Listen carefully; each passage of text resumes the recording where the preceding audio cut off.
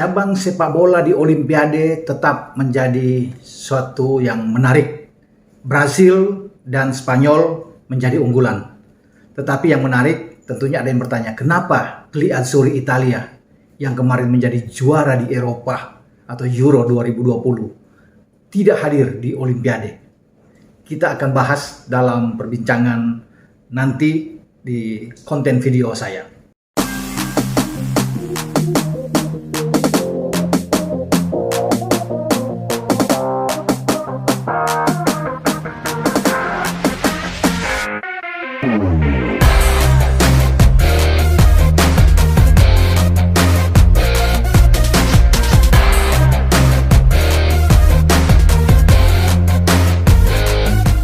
Hola, ketemu kembali dengan Roban. Menarik untuk membahas bahwa di Olimpiade saat ini yang berlangsung di Tokyo, Azzurri Italia tidak diwakili oleh tim nasional mereka atau U21 atau U23-nya. Ya, kemana Italia? Justru Eropa itu diwakili oleh Spanyol, Jerman, Prancis, dan Rumania. 4 wakil yang lolos dari zona Eropa. Nah, Italia mestinya ada di Olimpiade. Tetapi dalam 3 episode terakhir Olimpiade, mereka tidak hadir. Bahkan mestinya mereka harus bisa memanfaatkan kesempatan dalam kejuaraan Eropa U19, di mana mereka menjadi tuan rumah dan di situ menjadi tolak ukur untuk bisa mengambil 4 tim lolos ke Tokyo. Dan tidak dimanfaatkan oleh pasukan Luigi Di Biagio saat itu. Mereka menjadi tuan rumah, ya. Tetapi mereka kalah selisih gol di penyisihan grup dari Spanyol. Padahal Spanyol mereka kalahkan dalam pertandingan pembukaan dengan 3-1 di Bolonya. Sayangnya mereka justru kalah dari tim yang di luar dugaan yang bisa mereka ambil mestinya. Polandia dengan 1-0. Ada Belgia di sana dan Italia juga menang dengan 3 gol melawan Belgia. Nah, kekalahan lawan Polandia ini yang merusak mimpi Italia untuk hadir di Olimpiade musim panas ini di Tokyo. Mestinya mereka ada di sana. Poin mereka sama dengan Spanyol, tetapi kalah dalam selisih gol karena Spanyol menang melawan Polandia di grup A. Sehingga Spanyol dengan menang 5-0 saat itu lawan Polandia, mereka unggul dalam selisih gol. Yang dihitung adalah selisih gol, bukan head to head.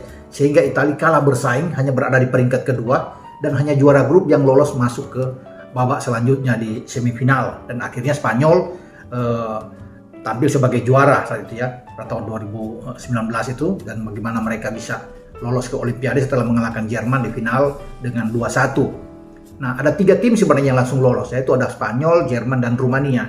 Prancis adalah tim keempat, yang mestinya Prancis ada di posisi kedua, ya, di bawah sebenarnya. Tetapi mereka unggul karena mereka dapat 7 poin di penyisihan grup. Mereka unggul dari Italia yang hanya dapat 6 poin di penyisihan grup, sehingga Italia tidak lolos sebagai tim keempat yang ada ya dari hitung-hitungan, karena ada Prancis, ada Italia, dan Denmark. Dalam hitung-hitungan terakhir 3 tim sudah lolos dan Italia gagal. Sayang memang kita tidak melihat Italia. Padahal tim Italia ini dipenuhi oleh banyak pemain yang tampil di Euro kemarin ketika mereka menjadi juara dengan mengalahkan Inggris di final lewat adu penalti. Saya bisa sebut ya, di sana mereka masih punya Federico Chiesa, ada Barella yang ikut bermain, ya. Kemudian ada Locatelli yang ada di dalam di tim U23-nya untuk Olimpiade. Belum lagi ada Zaniolo, Nicolo Zaniolo, pemain Roma yang cedera yang tidak diambil oleh Mancini ke Euro.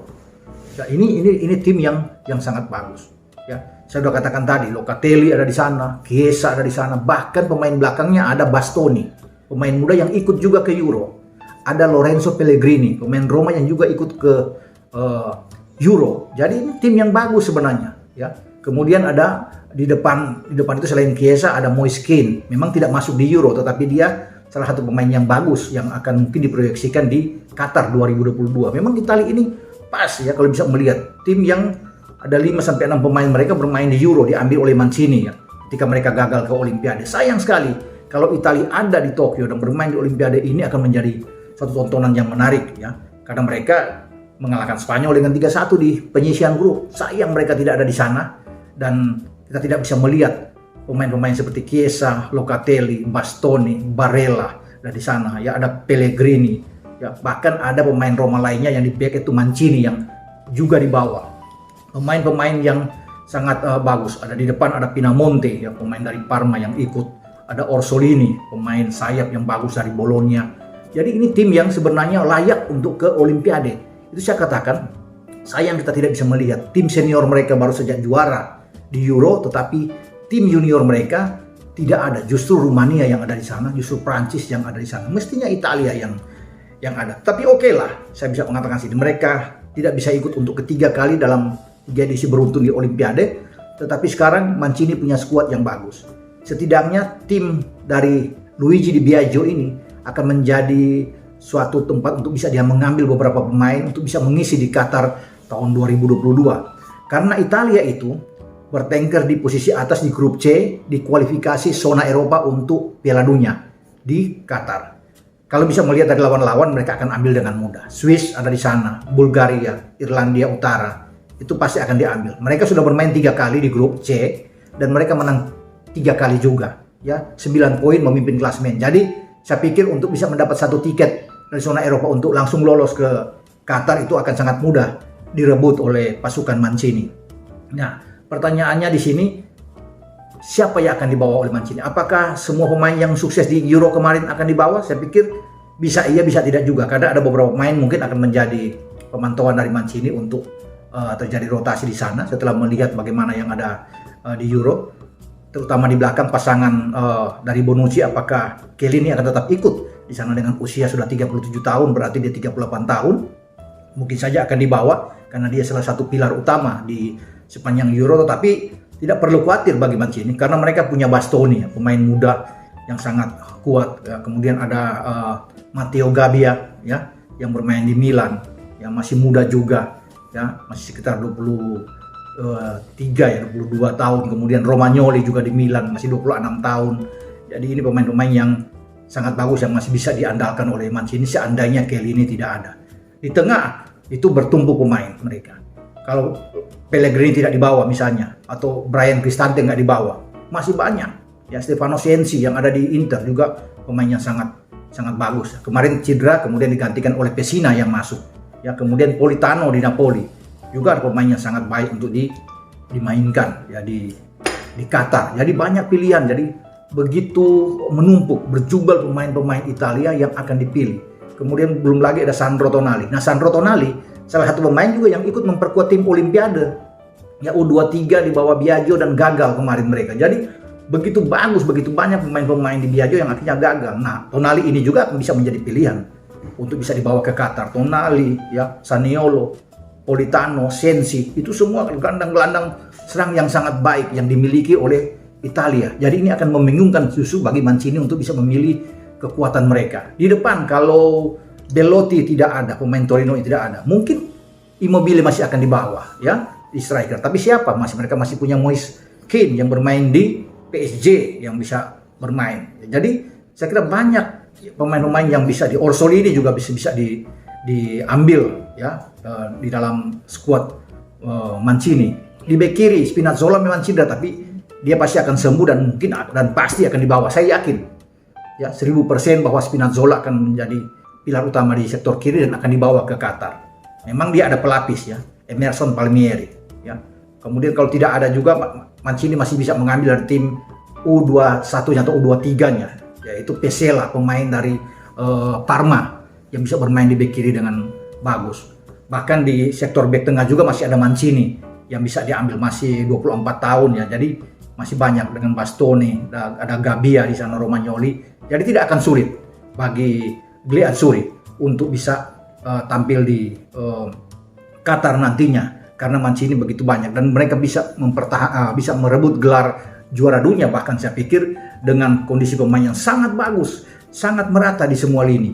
Jadi mereka bisa mencapai gelar kelima mereka, sama seperti Brasil menjadi juara dunia untuk kelima kali. Karena selain Brasil 5 kali, ada 2 tim yang baru 4 kali menjadi juara, ya, untuk bisa mengejar Brasil, Jerman dan Italia. Dan Jerman dan Italia ini kalau bisa dilihat dalam posisi kemarin di Euro, Italia paling memungkinkan untuk bisa mengejar Brasil di Qatar nantinya untuk bisa menjadi juara yang kelima karena materi pemain mereka yang luar biasa. Di bursa transfer saya kira habis Euro, pasca Euro kemarin, banyak pemain-pemain hebat mereka diincar oleh klub-klub besar. Chiesa juga termasuk yang diincar bermain di IPL ya. Liverpool salah satu meminat dia. Donnarumma juga sudah keluar free transfer menuju ke PSG. Jadi banyak pemain-pemain Italia yang diminati karena semua pemain bagus. Locatelli ya, kemudian Barella, Verratti sudah ada di PSG. Jadi saya pikir Italia sangat beruntung sekali. Pada momen saat ini mereka sangat beruntung mendapatkan banyak talenta muda yang bisa untuk diandalkan di Qatar. Itu yang paling penting, bahwa tidak ada banyak pemain tua mungkin di belakang saya katakan ada Bonucci dan Chiellini yang tua, tetapi pelapis mereka sangat baik sekali, saya sudah sebut. Jadi tidak ada yang menakutkan saya pikir. Di kanan masih ada Di Lorenzo, kemudian ada Florenzi juga masih bisa mengisi. Ya, selain nama-nama gelandang tadi kan tentunya kita sudah tahu bahwa Verratti, Jorginho, Barella adalah tim kekuatan utama di lini tengah. Kemudian bagaimana Lorenzo Insigne ada juga di sana, ada Chiesa juga di depan bisa melapis Immobile. Jadi banyak pilihan. Ya. Kemudian Domenico Berardi juga ada Fernandesi yang bisa dimainkan. Jadi itulah saya pikir Italia ini tim yang paling bagus yang bisa membuat sejarah di Piala Dunia di Qatar. Tapi sekali lagi seandainya mereka ada di Olimpiade tentunya kita akan melihat ini pemain-pemain yang luar biasa. Tetapi kita akan menunggu sampai di Olimpiade berikut untuk tim junior Italia. Dan saya melihat bahwa Gli Azzurri ini adalah tim yang sekali lagi bisa menjadi ancaman buat Brasil di Qatar. Karena Brasil akan pasti menjadi unggulan termasuk juara Copa mereka yang pada musim ini, Copa America maksud saya, Argentina dengan Lionel Messi-nya yang akan diunggulkan tentunya. Tetapi sekali lagi Italia adalah tim yang bertabur pemain-pemain hebat, pemain-pemain bintang yang punya peluang besar untuk bisa menjadi juara dunia setelah saya melihat kemarin bagaimana penampilan konsisten dari mereka di Euro. Oke, sampai kita berjumpa dalam pembicaraan berikut tentang Gli Azzurri ini. Anda jangan lupa untuk like dan share konten channel YouTube Bung Ropan dan tentunya subscribe. Ciao.